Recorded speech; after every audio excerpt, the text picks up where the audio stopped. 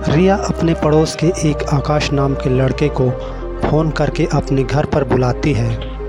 तो आकाश कहता है बस कुछ ही देर बाद मैं आपके घर आ जाऊंगा।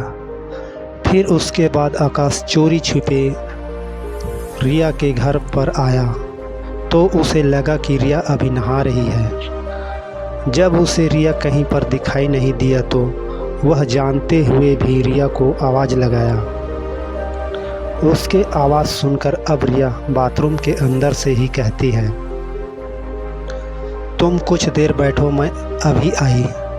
आकाश कमरे में जाकर बैठ गया। कुछ देर बाद रिया नहा लेती है और अपने खुले बदन पर एक छोटा सा तौलिया लपेटकर बाथरूम से बाहर निकलती है। जैसे ही वह आकाश के सामने आती है तभी रिया के बदन पर लिपटे हुए तौलिया खुलकर ज़मीन पर गिर जाता है। इस हालत में जब आकाश रिया को देखता है तो उसके होश उड़ जाता है, क्योंकि इससे पहले वह किसी भी लड़की को इस हालत में नहीं देखा था। यह देखकर अब वह बहकने लगा था और अपने आप को रोक नहीं पा रहा था।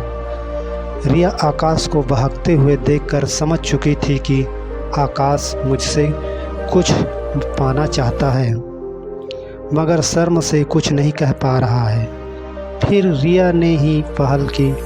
वह आकाश का हाथ पकड़कर अपने कमरे में ले गई। उसके बाद वह दोनों एक दूसरे के आगोश में समा गए। रिया को पहली बार ऐसा खुशी मिली थी। अब वह आकाश की दीवानी हो चुकी थी। अब दोनों अपनी ज़रूरत को एक दूसरे से पूरा करने लगे। दोस्तों, कहानी अच्छी लगी हो तो वीडियो को लाइक और शेयर करना।